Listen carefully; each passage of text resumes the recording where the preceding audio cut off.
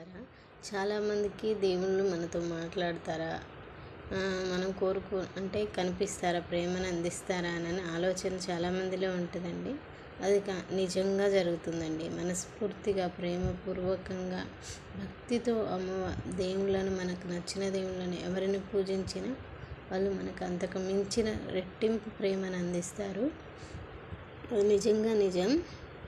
అది అనుభవించిన దాంట్లో నేను ఒకదాన్ని కూడా ఉన్నాను. ఎలా అంటే అసలు ఆ ప్రేమ గురించి చెప్పడం మాటలు అంతతో రావట్లేదు అన్నమాట. అట్లా ఉంటుంది అన్నమాట. ఆ ప్రేమ పొందగలగడం అదృష్టం కూడా. అది ప్రతి ఒక్కళ్ళు చేయగలరు. భక్తి భావాలు ముఖ్యం. ఎంత భక్తితో, ఎంత ఇష్టంగా మనం పూజిస్తామో అంత ప్రేమను అందిస్తారు.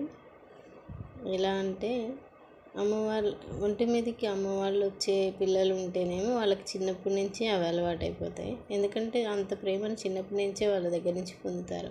అలా లేని వాళ్ళు ఏమైందంటే, మనం నమ్మి పూజించినప్పుడు ఏమైందంటే మనకి కళల రూపంలో కనిపిస్తారు. ఆ కళ కూడా ఎలా అంటే మనం ఊరికే తలుచుకొని పడుకున్నప్పుడు కాకుండా, మనం పోనట్టి నిద్ర మనసు ఫుల్గా వస్తుంటుంది. కానీ ఇంకా నిద్రపోకుండా కూర్చుంటాం కదా, కూర్చోవడం అటు ఇటు పట్టని నిద్ర టైంలో వాళ్ళు కనిపిస్తారు. మనకు వాళ్ళ మాటలు చెప్తారు కదా, అది నిజంగా భగవంతుడు చెప్పిన మాటలు. ఆ తండ్రి కనిపించినట్టండి. అంతగా ప్రేమను చూపిస్తారు. అలాంటివి ఎన్నో జరిగినాయి. రీసెంట్గానే నాకు ఒకటి జరిగిందనమాట. చిన్నప్పటి నుంచి ఎన్నో చూశాను. కాకపోతే రీసెంట్గా ఏంటంటే, మేము మా పెళ్ళయిన తర్వాత సొంతింటి కల కోసం ఏడుకొండల స్వామి వ్రతం చేసుకున్నామండి. అయితే ఏడుకొండల స్వామి వ్రతం చేసుకున్నాము. తొందరగానే ఆ భగవంతుడు కరుణించాడు. మేము ఇష్టంగా ఇల్లు కట్టుకోవడానికి 1 year పట్టింది.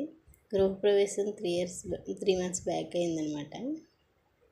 అప్పుడేం జరిగిందంటే, మా అత్తగారి ఇంటి ఇలవేలుపు ఎవరంటే, మా ఇలవేలుపు వెంకటేశ్వర స్వామి. ఆయన ఇచ్చిన వరప్రసాదం, ఈ ఇల్లు నీది తండ్రి, మీ ఇంటి గృహప్రవేశానికి నీ ఆడపడుచు అయిన ఆ పార్వతీమాతే రావాలి, ఆమె ఆడపడుచుగా వచ్చి గృహప్రవేశం చేయాలని మనస్ఫూర్తిగా కోరుకున్నాను. ఎందుకంటే హరిహరులు అంటే నాకు చాలా ఇష్టం. నిజంగా శివపార్వతులు అంటే మన అందరికీ తల్లిదండ్రులేనండి. అంత ప్రేమ నేను వాళ్ళ నుంచి పొందాను కూడా. నా పుట్టినింటి వాళ్ళు శివపార్వతులు కులదైవం, మెట్టినింటి వాళ్ళు వెంకటేశ్వర స్వామి, విష్ణుమూర్తి, లక్ష్మీదేవి అనమాట. అందుకోసం అలా కోరుకున్నాను. ఆ అమ్మ మనసులో అనుకొని ఉన్నాను. కానీ నెరవేర్చింది అమ్మ. ఎలా అంటే, మా ఆడపడుచుకి ఎప్పుడు దేవుడు రాడు.